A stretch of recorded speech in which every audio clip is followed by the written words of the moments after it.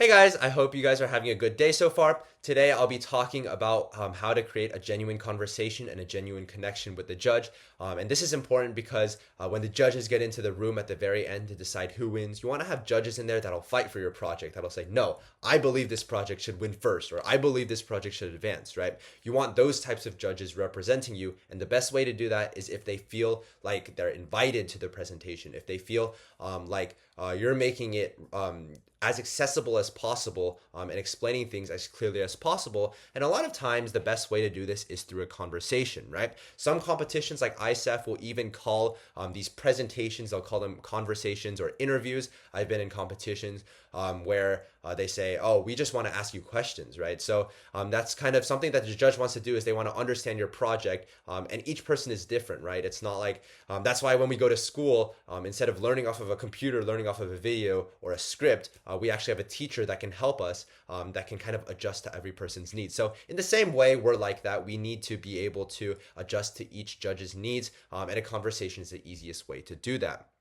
So I don't know if you guys have ever tried it, but try listening to someone speak for about 5 minutes, and you'll find that it gets boring after just 1 or 2 minutes. I mean, maybe my talking is also boring, but the point is to not have a dynamic to where you're the only one talking and the judge is just sitting there listening. Because I don't know about you, but whenever I'm in class and the teacher is talking for more than 5 minutes, it gets really hard to kind of keep my eyes open. So the easiest way to start a conversation is to break the ice as soon as the judge comes to your project. So usually what I will do is, obviously, like I talked about before, you should be shaking their hand. You should be asking, hey, how are you doing today? Or maybe you can ask what their background is, or kind of like how their day has been going. Remember, every judge is still a human, right? And to a certain extent, they like to talk about themselves as well. So if you make them feel like they're valued, they're more likely to value you as well.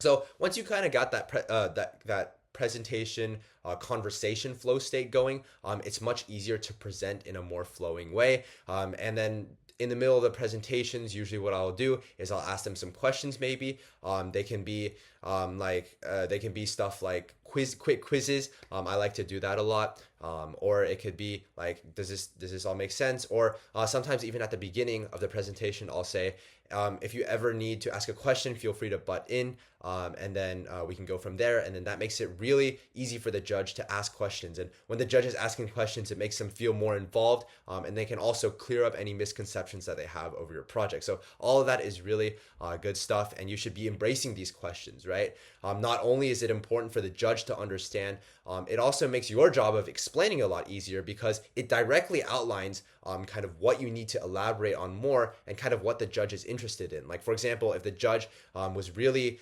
into part of your project that had like some coding aspect, right? You could talk about that a lot, and it'll really satisfy a judge that has a coding background. Whereas if you never had that conversation, you would never know. So that's why having a conversation is so important, so that you can cater to every judge's needs. So when they go into the judging room again to see who wins, each judge might have a different perspective on your project, because you told them what was most interesting about your project, but all of them felt like they were comfortable, right? So that's kind of why a genuine conversations matters, and kind of how I would go about doing it. Of course, don't force it. Don't do anything that's not natural. Just pretend like you're having a conversation with your teacher, right? When you're talking to your teacher, you don't present for 10 minutes and then listen to what your teacher says, right? You talk with your teacher and you work it out. Or maybe when you're talking with your friends, right? No one in my friend group ever talks for more than 1 minute, right?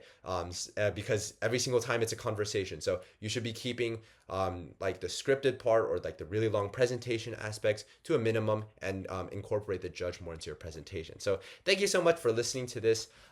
Next, I'll be going a little bit over like a kind of a thought experiment, and it'll kind of more explain why these topics are so important. So thank you very much, and I hope to see you in the next video.